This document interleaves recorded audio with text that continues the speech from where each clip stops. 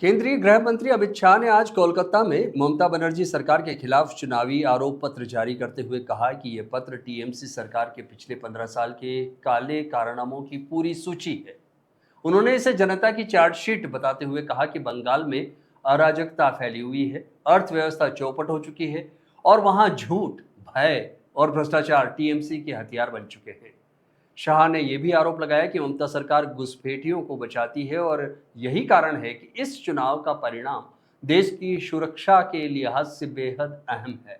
अमित शाह ने दावा किया कि बंगाल की जनता अब भारतीय जनता पार्टी को चुनने का मन बना चुकी है और 6 मई को यदि भारतीय जनता पार्टी की सरकार बनती है तो केंद्र को सीमा पर बाड़ लगाने के लिए भूमि उपलब्ध कराई जाएगी, जिससे घुसपैठ पर पूरी तरह से रोक लग जाएगी। उन्होंने ममता बनर्जी पर तीखा हमला करते हुए कहा कि वे हमेशा पीड़ित होने का नाटक करती है और अपनी हार के लिए दूसरों को दोष देती आई है, लेकिन बंगाल की जनता अब इस नाटक को पूरी तरह से समझ चुकी है। शाह ने जोर देते हुए कहा कि बंगाल की जनता इस बार प्रचंड बहुमत के साथ भारतीय जनता पार्टी सरकार बनाना चाहती है। इस बीच 5 प्रमुख चुनावी राज्यों से भी राजनीतिक हलचल जारी है। बंगाल के नादिया जिले के चुनाव ड्यूटी ट्रेनिंग के दौरान सीएम ममता ने जुड़ा सरकारी विज्ञापन दिखाया, जिसके विरोध पर कुछ पोलिंग अधिकारियों ने आरोप लगाया कि उनके साथ धमकी और मारपीट की गई। वहीं केरल में कांग्रेस ने राहुल गांधी की समझ पर सवाल उठाने के लिए सीएम की आलोचना की, जबकि पुडुचेरी में एनडीए गठबंधन सीटों का बंटवारा तय हो गया है, जिसमें एनआर कांग्रेस 16 सीटों पर चुनाव लड़ेगी और बीजेपी 10 सीटों पर अपने उम्मीदवार उतारेगी। एआईएडीएमके और एलजेपी को 2-2 सीटें दी गई है। असम के मुख्यमंत्री हिमंता बिस्वा शर्मा ने कांग्रेस पर सिर्फ एक समुदाय की पार्टी होने का आरोप लगाया और कहा कि लगभग 99% हिंदू कांग्रेस छोड़ना चाहते हैं। उनका दावा है कि राज्य में कांग्रेस टूटने की प्रक्रिया पहले ही शुरू हो चुकी है और चुनाव परिणामों के बाद यह एक ही कम्युनिटी की पार्टी बन जाएगी।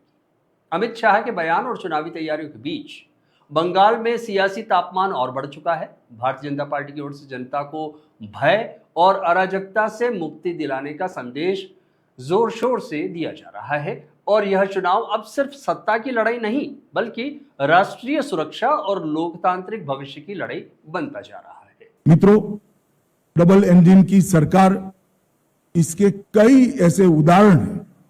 उत्तर प्रदेश बीमारू से बेमिसाल बना।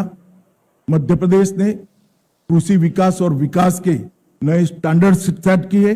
आसाम, जहां सालों से उग्रवाद था, वहां आज सेमीकंडक्टर का प्लांट लग रहा है। त्रिपुरा ने 25 साल के ठहराव को समाप्त कर कर, कैडर राज को समाप्त कर कर हम विकास के रास्ते पर आगे बढ़े हैं और अब बारी है बंगाल की।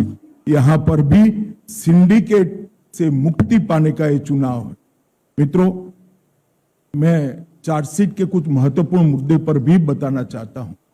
इस चार्जशीट में घुसपैठियों की समस्या को हमने ढंग से उजागर किया है। घुसपैठिया न केवल देश की सुरक्षा के लिए बहुत बड़ी चिंता का विषय है, वो हमारे गरीब श्रमिकों की मजदूरी में भी हिस्सेदारी लेते हैं, गरीब लोगों के अनाज में भी हिस्सेदारी प्राप्त करते हैं और युवाओं की रोजगारी भी छीन। मैं आज ममता बनर्जी जी को स्पष्ट पूछना चाहता हूं कि घुसपैठिए इतने आ गए कि आपकी सरकार सो रही है? मुझे मालूम है वो कहेगी कि बीएसएफ क्या कर रही है। बीएसएफ तभी रोक सकती है जब आप बॉर्डर पर बाड़ लगाने की हमें भूमि दे। 600 किलोमीटर बाढ़ अधूरी रह गई। हमारे होम सेक्रेटरी यहां आकर आपको मिलकर गए, मैं खुद आकर आपकी ऑफिस में मिलकर गया, मगर आपने बाढ़ लगाने की भूमि नहीं दी, क्योंकि घुसपैठियों की वोट बैंक आप बनाना चाहते। हमने कोई पॉलिटिकल ईगो नहीं रखा। हमने आपके साथ संवाद किया, संपर्क किया, पत्र व्यवहार किया, मगर आपने हमें भूमि नहीं दी है। कोई बात नहीं ममता दीदी, आपके पास बहुत कम समय है। 6 मई को भारतीय जनता पार्टी की सरकार बनेगी और 45 दिन में सभी भूमि बाढ़ के लिए जो उपलब्ध कराना है वो भारत सरकार को बंगाल की भारतीय जनता पार्टी की सरकार उपलब्ध करा देगी और हम घुसपैठ को रोकेंगे।